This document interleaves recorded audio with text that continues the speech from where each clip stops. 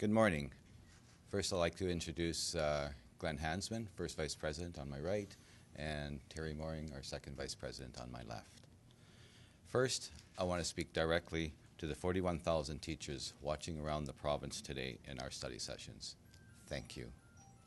Your determination, solidarity, and support move me every day.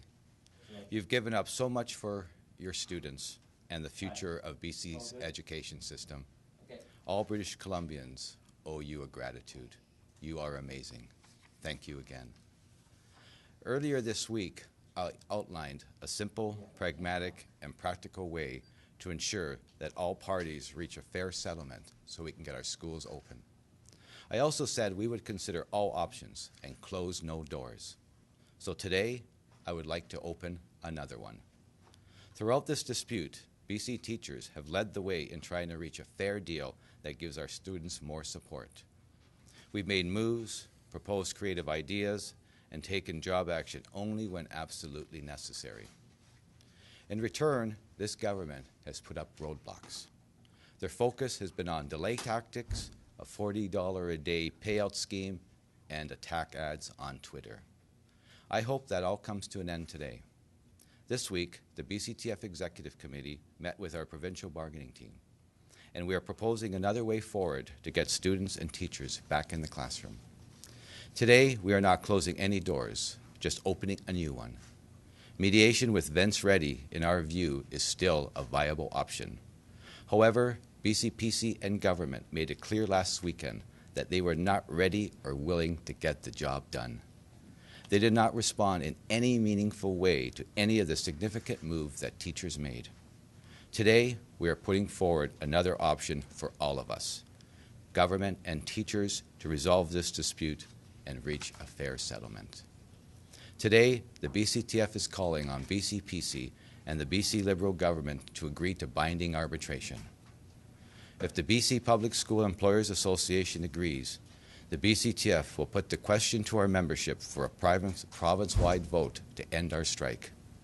It's the fastest and most fair option that will see schools open and our kids back in the classroom. Teachers want to be in the classroom teaching. I think parents and students will agree, and I hope government does as well. For this option to work, BCTF is proposing to send matters of compensation, benefits, and preparation time to binding arbitration. We will also ask government to leave the matters currently before the court and related to the court ruling to the courts.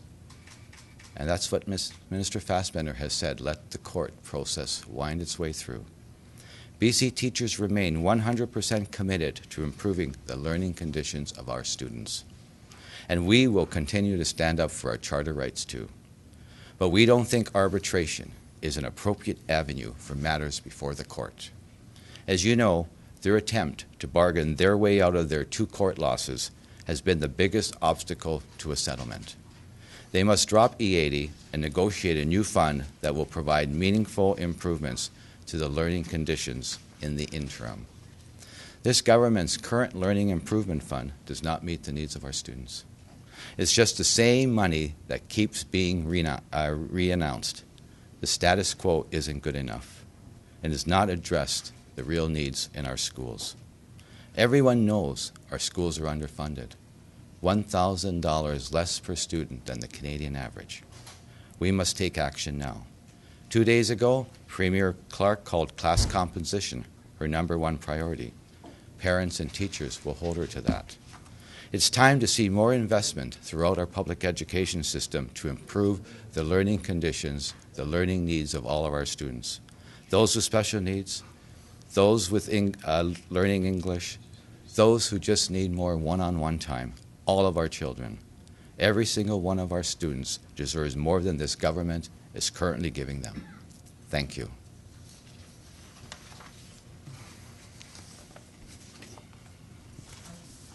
The government so far has shot down binding arbitration, so what makes you think that they're going to be open to it now? Well, I've been clear in the last few days as the question has been put to me. We've seen that question put all over the place about binding arbitration, and at that time I said it's one of the options through the Labour Code that both parties have. And you know, we've heard government saying they won't agree to binding arbitration, but I'm hoping that this time around, because what we're saying is that they agree, then we will go to our members and have a vote and recommend that they stand down and go back to work. And I think that's an important consideration for government. We want a deal. And so far, we haven't seen any flexibility or compromise from this government. And so we're putting forward another option to resolve this dispute. How quickly could they get back to work if your members voted? Well, it depends on how quickly government will agree to binding arbitration. And then we will put the process in place to talk with our members and have a province-wide vote. And we can do that as quick as we can. And you know, we'll also need to work out some of the details about going back to work, and you know, the time that's also needed to get our classrooms ready before our students come. So sooner rather than later. Well, it all depends on government, and you know, we can get the vote done as quickly as we can, and then have some time to get our schools ready, and then kids come back. I have another question. Just to Yes. follow up. How do you propose separating what's before the court and what isn't for the binding arbitration? Is it class size and class composition? So what we have said previously and what we've been saying recently is government needs to drop E80. That's their proposal, where they want us to negotiate away our recent court decision as well as any future court decision. We've already moved away from that. We have said, okay, let the courts process. Let the courts decide. You know, government went after a stay instead of honoring the decision, giving school districts the necessary money so our students can start seeing smaller class sizes, have more specialist teachers, more one-on-one time. But they made the decision to go stay. They didn't want to invest into our schools. Okay, we know it's under appeal. And so what we said was, all right, our proposal previously, we had put that on the table in the middle of June, is let the court process wind its way through. Let the courts decide, and when the courts make the decision, honor the decision, whether it's restoration, and give the school districts the money. So that's been our proposal. Minister Fassbender has been out there saying, let the courts deal with it, so we're letting the courts deal with it. But part of that is they got to drop their E80, because that's the single biggest obstacle. And in the meanwhile, we said, okay, let's create a new education fund. The system needs some money to address the learning needs of our students. So how does this work in the context of the education? I mean, you guys have been very vocal about this is a non-starter with you. I mean, in terms of if, and that's a giant if you go to binding arbitration, which the education minister has already publicly said is a no-go for him. But if you end up there, how do you deal with that in the context of the E80 clause? Well, we're asking government to drop E80. And so that's contingent on. So that's also contingent on going binding arbitration. But because, you know, no one is going to give away their rights to the courts. You know, government could have honored the decision. They made the choice to go for a stay. So the decision is stayed right now. All right, so that's the choice. Government wants to use the courts. Minister Fassbender says, let the court process go on. So what we're saying is, let the court process go on. And that means dropping E80, because that's about us negotiating away our right to a court decision and future court decisions. So let the court process go. That's the biggest stumbling block. Let's put these other issues to binding arbitration. I'm hoping that you know, government will change its mind on this, because it's the fastest way to resolve this. And it's an option within the labor code. It's one of our options in getting a deal at the bargaining table. And so we'll recommend it to our members, and we can be back at work. So if you drop, or if the government drops E80, and you're saying leave what's before the courts, Yes. what does that mean for classroom size and composition? Would that then be totally excluded from binding arbitration? Yes, because currently it's before the courts. You know, we won the Supreme Court decision, second time. What they did in 2002 was illegal. as a result of the legislation being illegal, it's like our provisions were never taken out of the collective agreement. They carry forward. Those are the provisions that deal with smaller class sizes, class composition guarantees, and more specialist teachers working with our students. They went to court to get a stay to prevent that from being re-implemented now and putting that extra money. So we're saying, okay, it's before the courts. There's an appeal in October. Who knows how many months it's going to take. If we win the next decision, government will probably try to seek leave. But let that process go. And so we're saying is, okay, this is in the courts. We're not going to agree to have that arbitrated because they want it to continue going through the courts rather than restoring and providing the money. How are you going to sell your members on setting aside the key issue that I've heard time and again on the picket line? They say this isn't about money, this isn't about benefits, this is about class size and composition. Now you're saying we're going to agree to a process whereby we put that aside. Well, we've already agreed as a union. We made that decision to put that piece aside at the bargaining table. And what we have said, in the meanwhile, what we're not letting go is we know the system is underfunded. We know that their learning improvement fund is not doing the job because they just keep re-announcing that amount of money. It hasn't put in more teachers into the system dealing with students. And this is about classroom teachers, specialist teachers, working with students in the classroom, working one-on-one.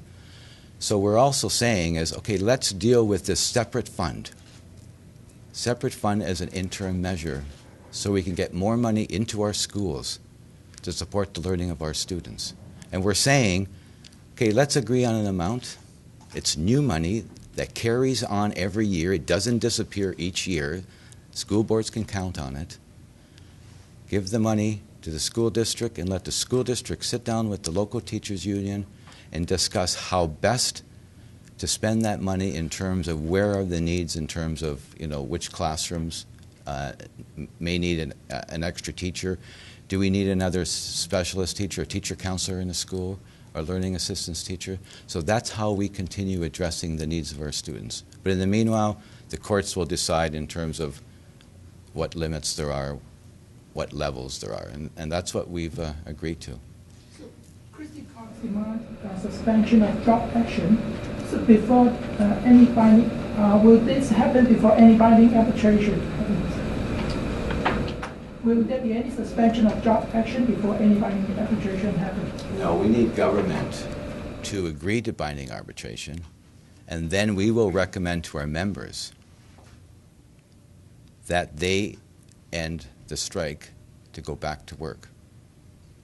We will be putting that to a vote of our members because that's what we do. Our members were the ones that voted overwhelmingly to support going on strike. We had more teachers vote than ever. There's been this call for having a vote. We always consult with our members, and so we will recommend to our members that if government agrees to binding arbitration and dropping E80, that we end our strike, we go back into our classrooms with our students, and we'll deal with the deal through binding arbitration. Jim, since this dispute began, the question has been asked whether you guys can get a deal done with the class size and composition issue before the courts. Fast forward to where we are now and your demands to a binding arbitration. Is this essentially an admission that a deal cannot get done, including class size and composition, with the court issue in mind? No, I think what this is us, teachers, BC Teachers Federation, looking for another solution to end this dispute. That's what it's all about. And, you know, we looked at, back in January 27th, Supreme Court of British Columbia ruled that what government did for the second time violated the Constitution. They broke the law. Also said government was bargaining in bad faith. We were hoping that government would give school districts the funding so our students can start seeing smaller class sizes, have more one-on-one time. Sure. You're essentially saying we're going to shelve the class size and composition issue pending the courts going then going to binding arbitration and all the other issues. So Yes. it's essentially a deal without class size and competition. A deal without the provisions of the limits and the levels in our collective agreement that were restored, but they've been stayed from being implemented. And that was a decision that we had actually made back in June to actually try to move this bargain forward. And you know, we were hoping when we made that significant move in June that government would respond in a significant way, and they didn't. They didn't add one new dollar. They didn't add one new dollar to the table to address the learning needs this past weekend, when we could have worked this out and got a deal. So this is about us looking for another solution, and that hoping that government agrees with this solution. What happens when Peter Fassbender repeats what he said just a few days ago? The binding arbitration is not on. What do you do then? Well, I think that what we need is the pressure to continue, the pressure on government, the pressure on members. And you know, when we see reports and our members and the public and parents see signs on MLA offices saying closed, we're not going to talk with you, these are elected officials, elected by constituents in a democracy. And they're closing their doors, and many of them are refusing to talk to parents and the public and teachers about what's going on. You know, that's not acceptable. You know, let's get this resolved. Here is another option, and hopefully government will reconsider it as we have. Jim, who would be the names that you would put forward as the arbitrator? I mean, you know, that's something that we will be discussing later. Do you have names in mind already? Well, you know, we've got Vince Reddy, who's agreed to mediate. He's ceased to this dispute, and once government agrees to binding arbitration, there will be some things to work out, and we'll deal with that at that time. But let's get the decision. Let's get government to say yes to binding arbitration and dropping E80. I mean, Let's it's get this on the two, process. both agreeing on that arbitrator, is it not?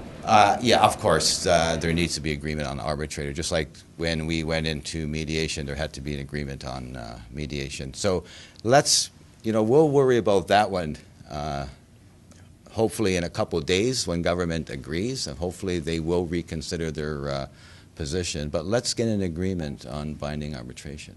So help us understand, if the government's maintained all along that the court, all the court stuff was a no-go. We've known that for months now. So could we have not reached this place a heck of a lot sooner? Or did you believe that you were going to be able to bargain class size and composition all along and convince the government that you'd be able to do that? Well, that was our initial position at the bargaining table. You know, we brought those provisions to the bargaining table. We got the court decision in January. We re-looked at what we had on the bargaining table on class size because we were looking for basically what had existed previously. We were looking at improvements because we've been denied negotiating it for the last 12 years. So we looked at that and we tried. And then knowing how many months we've been at the bargaining table, knowing that the members made the decision to go on strike, something we didn't take lightly, to put pressure on, knowing how this government has just been not willing to move in any way, we again looked at an alternative, and that's why in June we made the decision to, all right, government got to stay. We were hoping they would have honored it, put the money in the system, but there is a court process. We honor the court process. And we know that the court process could be another year or even longer, depending if it makes its way. So, in the meanwhile, we got to address the learning needs of our students. And so we moved off our position on the negotiation of limits back into our agreement because they're restored, stayed from implemented. It's before the courts because government wanted it before the courts again. And so in the meanwhile, we've got to address the learning needs of our students. And our members have been on strike. Out pay, without strike pay, some financially hurting. But they know the importance of this stand because it's about the future of public education. And 12 years of cuts is just not acceptable. That has to end. Jim. Thank you. Okay, you have another question? Okay, I'll honor that. Oh, thank you. So Jim, can you talk a little bit about those pressures from, or frustration? What frustrations can you talk about that teachers have told you, or what public pressures you face that might have led you to this decision to go to arbitration? Well, I think for us, as our executive and our bargaining team, it's about how could we find a way forward? What are our options open to us? You know, being at the bargaining table for 18 months, being on some form of strike since, I guess, mid-March, April, knowing that government remains inflexible, not willing to compromise, not putting any new money at the bargaining table. And so it's about us trying to find a solution. And, you know, our members want to be back in our classrooms teaching because that's what we love doing. And we know parents want their kids back in school. And so for us, it's about, okay, there are options open to us. And the first option we tried is mediation. You know, we could have probably got an agreement at the end of June. Could have been 6 days of mediation rather than 6 days trying to get government to agree. We could have bargained in the summer. Government agreed to 1 day, August 8th. So, pressure on our members, yes. Pressure on government. I mean, everybody's getting emails and phone calls, right? To find a way. We've got people calling for all sorts of things. I mean, people are calling for binding arbitration, too. I think there was an editorial in the Vancouver Sun just the other day about that. So it's about us trying to find a solution and making sure that the solution will work to get everyone back. And, you know, we're putting our faith with our proposal that we've made to, first of all, the courts, which we know is going to wind its way through, and a faith into binding arbitration. The Premier made a suggestion that whether it be TF or QP members, that she would be open to hiring more to address composition. So I'm wondering, A, how does this proposal factor into everything that you've said today? And B, do QP members, would you be agreeable to having QP members helping solve that issue? Well, first of all, it's BCTF members. And, you know, QP negotiated for QP. Okay. And QP negotiated, you know, a fund last year and this year. Last year, they got more preparation time for education assistance through more hours. And QP did their settlement in terms of hiring more support workers. And that's great because we work side by side with support workers, clerical assistants, you know, bus drivers, maintenance workers, and so on. And it's us together, side by side, and they're supporting our strike right now. They're standing strong with us because they know what's at stake. But we're at the bargaining table as the BC Teachers Federation, bargaining for teachers. And for us, what's important for us, because QP didn't go to the table bargaining for more teachers, because they represent their members, we represent our members. And for us, it's about more classroom teachers working with students in the classroom or one-on-one instruction, making sure that our students have access to a teacher librarian. We know there's less teacher librarians. We know there's schools that don't have their libraries open every day. More teacher counselors, learning assistance teachers to work small groups one-on-one.